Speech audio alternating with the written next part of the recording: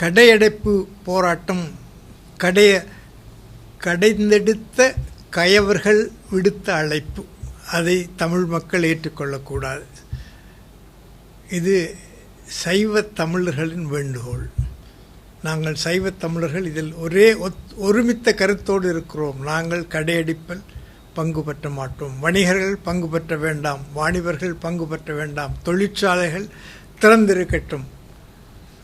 தொழிலாளர்கள் வேலைக்கு போவதை வயிற்றில் அடிக்க வடக்கை வாழக்கூடாதென்ற கூட்டம் திட்டம் போட்டு செயற்படுகிறது. நாளாந்த கூலிகளை நடுரோட்டில் விடப்போகிறதா இந்த வயிற்றில் அடித்து இந்த கயவர் கூட்டம்? ஒத்துழைக்காதீர்கள். கடையடைப்புக்கு ஒத்துழைப்பே கொடுக்காதீர்கள். முல்லைத்தீவில் நடந்தது, கஞ்சா குடித்தவர் குளத்துக்கள் விழுந்து இறந்து போனார். படை வீரர்களும் கஞ்சா குடிப்பவர்களும் நிகழ்ந்த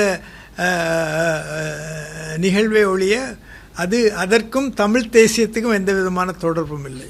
படை வீரர்களில் சிலர் கஞ்சா குடிப்பவர்கள் இருந்தார்கள். அவர்களை கைது செய்திருக்கிறார்கள்.